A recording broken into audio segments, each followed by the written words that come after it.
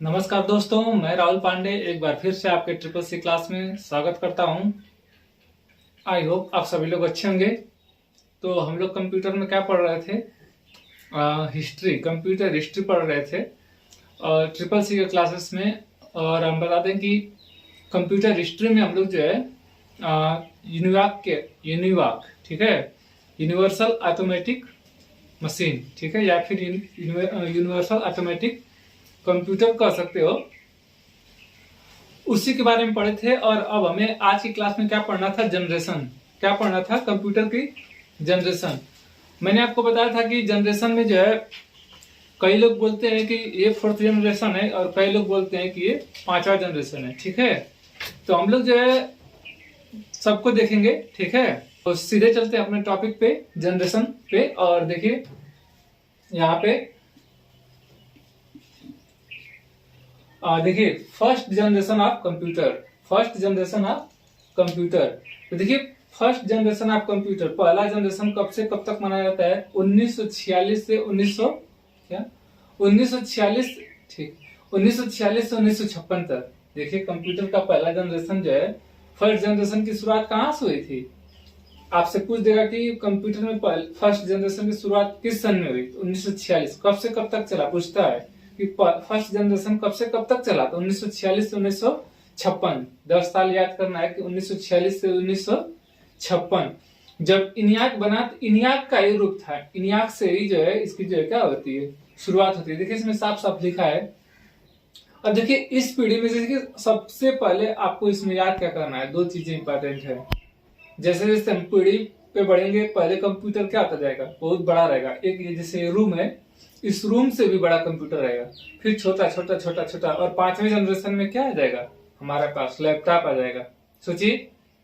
तो बस ये देखना है कि किस जनरेशन में कौन सा विकास हुआ और क्या चीजें चेंजेस हुई, ठीक है। कोई चीज को बनाने में, जैसे शर्ट बना, पहले पैकेट लगी, फिर शर्ट बना बिना पैकेट का भी, ठीक है। तो चेंज हो गया कि अब जितने भी शर्ट आते देखेंगे आप, उसमें पैकेट नहीं रहेगा। तो वैसे ही जैसे कंप्यूटर बना, देखिए इसमें पढ़िए। इस प्रकार की पीढ़ी के कंप्यूटर में किसका प्रयोग होता था? वैक्यूम ट्यूब, ठीक है। किसका प्रयोग होता था? वैक्यूम ट्यूब का प्रयोग होता था, जिसका आविष्कार किसने किया था बताइए? फर्स्ट जनरेशन के कंप्यूटर को किसने बनाया था? जॉन मोचेली और जॉन प्रेस्पर एकर्ट ने, ठीक है। और इसमें किसका प्रयोग होता था? वैक्यूम ट्यूब का। वैक्यूम ट्यूब का जिसका निर्माण किसने किया था? वैक्यूम ट्यूब का John Ambrose Fleming. John Ambrose Fleming, ठीक है। इसके कुछ लक्षण देख लीजिए, इसमें क्या क्या लक्षण थे। मतलब मैं पहले ही बताया कि ये आकार में क्या था? बहुत ही बड़ा था। ये आकार में बड़े थे, ठीक है। इसके बाद देखिए इसमें वैक्यूम ट्यूब का प्रयोग होता था, पंच कार्ड का प्रयोग होता था। ये बहुत ही स्लो प्रकार के थे, मतलब बहुत स्लो चलते थे, बहुत कॉस्टली थे, बहुत महंगे थे, ठीक है। मैग्नेटिक ड्रम का प्रयोग होता था, बहुत नाजुक भी थे। और इसमें बहुत सारे जो है एयर कंडीशनर का प्रयोग होता था। जब ये बना, इसमें बहुत सारे एयर कंडीशनर का प्रयोग किया जाता था, ठीक है। अब आते हैं हम अपने सेकेंड जनरेशन पे। सेकेंड देखिए, अब सेकेंड जनरेशन देखिए। सेकेंड जनरेशन में कुछ ज्यादा नहीं पूछता है जी, केवल ये पूछता है कि वह किस जनरेशन में ट्रांजिस्टर का प्रयोग हुआ था? किस जनरेशन में ट्रांजिस्टर का प्रयोग हुआ था? तो देखिए सेकेंड जनरेशन में इसमें वैक्यूम ट्यूब के स्थान पर किसका प्रयोग किया गया था? ट्रांजिस्टर का। इस कार्य किसने किया था? वैक्यूम ट्यूब के स्थान पर ट्रांजिस्टर। और पूछ देगा कि ट्रांजिस्टर का जो आविष्कार किसने किया था? तो विलियम शाक्ले। विलियम शाक्ले, ठीक है, विलियम शाक्ले। इसके अलावा इसमें देखिए कुछ चीजें हैं, लक्षण देखिए इसके कुछ लक्षण है। जैसे अब देखिए वो बहुत ही बड़ा क्या था? आकार में बहुत बड़ा था। कौन? फर्स्ट जनरेशन के कंप्यूटर। सेकेंड जनरेशन के कंप्यूटर जैसे पूछ देगा कि कब से कब तक चला सेकेंड जनरेशन, तो 56 से 64, 46 से 56, 56 से कितना? 64। अब लक्षण देखिए, कहेगा कि उससे आकार में जो है क्या हो जाएगा? छोटा हो जाएगा। वैक्यूम ट्यूब के स्थान पे ट्रांजिस्टर का प्रयोग हो जाएगा। इसमें कुछ भाषाएं आ जाएगी, जैसे फोर्ट्रान होता है ना उसमें।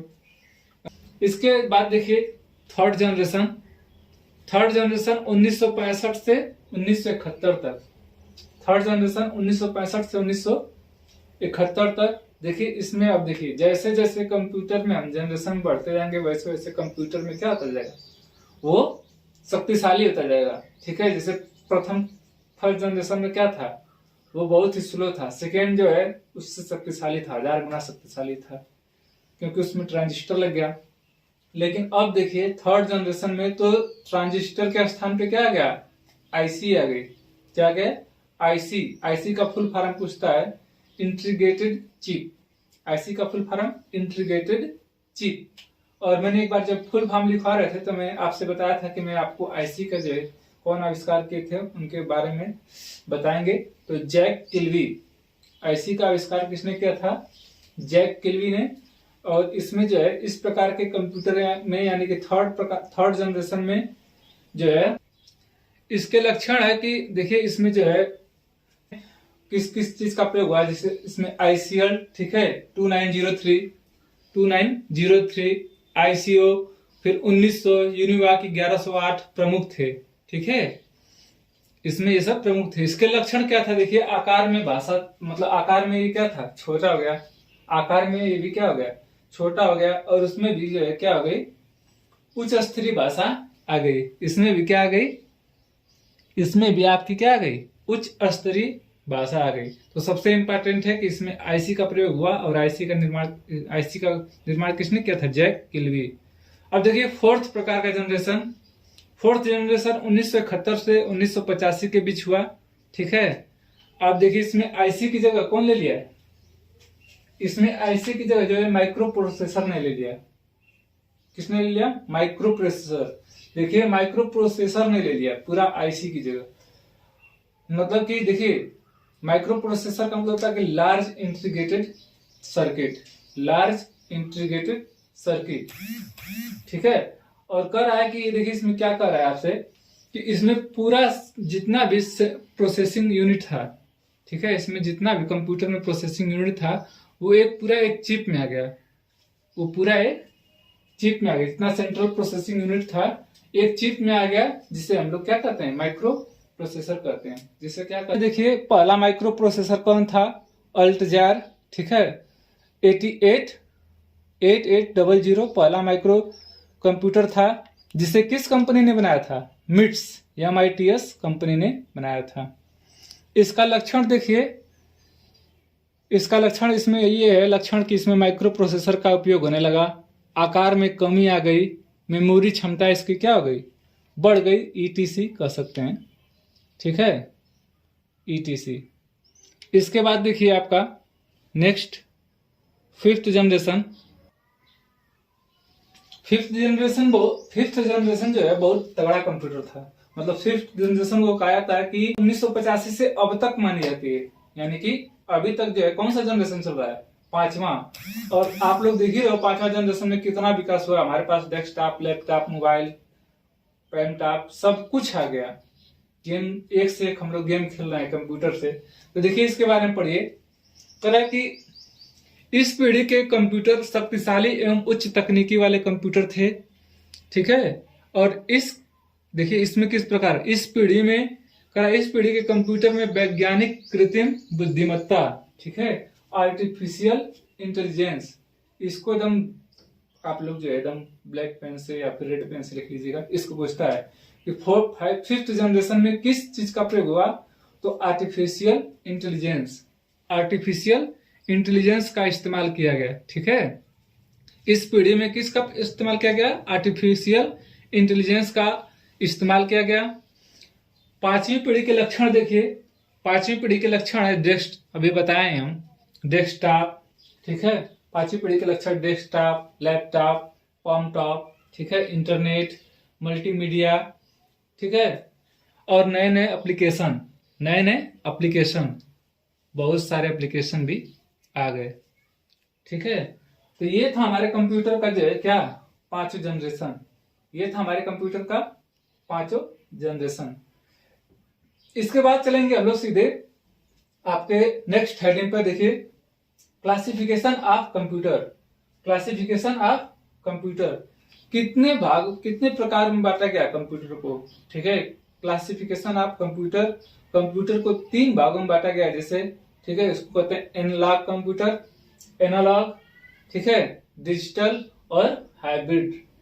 एनालॉग कंप्यूटर, डिजिटल कंप्यूटर और हाइब्रिड कंप्यूटर। तो क्या है एनालॉग कंप्यूटर, क्या समझ रहे हो? एनालॉग कंप्यूटर वे कंप्यूटर हैं जो भौतिक मात्रा आप लोग फिजिक्स में पढ़ते हो ना, लंबाई, चौड़ाई, ऊंचाई, तो वही कह रहा है कि एनालॉग कंप्यूटर वे कंप्यूटर है जो भौतिक मात्रा, लंबाई, चौड़ाई, ऊंचाई को माप कर, लंबाई चौड़ाई को मापेगा। जैसे यहाँ से गाजीपुर की दूरी कितनी है, ठीक है, या फिर कोई चौड़ाई, सड़क की चौड़ाई कितनी है, सबको माप के एक अंक में व्यक्त करेगा। उसी को क्या कहते हैं आपके, वो किस प्रकार का कंप्यूटर होता है? एनालॉग कंप्यूटर होता है। एग्जाम्पल में आप थर्मामीटर को ले लीजिए। जैसे थर्मामीटर देखिए, उसमें सारा जो होता है, थर्मामीटर एक इसका बहुत बढ़िया उदाहरण है। अगर आपसे कोई पूछे कि एनालॉग कंप्यूटर का कोई उदाहरण बताइए, तो आप कहिए थर्मामीटर। क्या कहिए? थर्मामीटर। नेक्स्ट आपकी हेडिंग है डिजिटल कंप्यूटर। देखिए डिजिटल, जैसा कि नाम से ही आपको पता चल गया होगा कि डिजिटल मतलब कि जो चीजें हम यूज करते हैं, हम लोग क्या यूज करते हैं? Digital computer. देखिए डिजिटल कंप्यूटर शिक्षा, बैंकिंग, व्यापार, मनोरंजन आदि, ठीक है। डिजिटल कंप्यूटर का प्रयोग कहाँ होता है? शिक्षा, बैंकिंग, व्यापार, मनोरंजन आदि में जो है डिजिटल कंप्यूटर का प्रयोग होता है। आजकल जो भी हम चीज कंप्यूटर देखते हैं, डिजिटल कंप्यूटर देखते हैं, जो चीज यूज करते हैं अपने घरों पे। कह रहा है कि इसमें क्या खासियत है, इसे बाइनरी नंबर सिस्टम भी कहते हैं। इसे बाइनरी नंबर सिस्टम भी कहते हैं। और यह किस पर आधारित होता है? यह जीरो और जीरो पे काम करता है। यह किस पे काम करता है? जीरो और जीरो पे काम करता है। नेक्स्ट आपका हेडिंग है हाइब्रिड। नेक्स्ट आपका क्या हेडिंग है? हाइब्रिड। देखिए हाइब्रिड कंप्यूटर में, देखिए हाइब्रिड कंप्यूटर एक ऐसा कंप्यूटर है जिसमें एनालॉग और डिजिटल दोनों के गुण होते हैं। हाइब्रिड कंप्यूटर एक ऐसा कंप्यूटर है जिसमें डिजिटल का भी गुण रहेगा और एनालॉग का भी गुण रहेगा। आप देखे होंगे पेट्रोल पंप पे जो मशीन होती है, कहाँ पे? पेट्रोल पंप पे देखोगे 100 रुपया का तेल डाल दीजिए, खट खट खट खट खट खट खट खट काउंटिंग करता है, दिखाता है कितना लीटर का, कितना लीटर जा रहा है, कै रुपये का जा रहा है, सब कुछ दिखाएगा। वो किस प्रकार का कंप्यूटर है? हाइब्रिड कंप्यूटर है। आपसे अगर कोई पूछे कि हाइब्रिड कंप्यूटर का एक उदाहरण दे दीजिए, तो आप कहोगे पेट्रोल पंप पे जो मशीन लगी होती है वो किस प्रकार का एक उदाहरण है?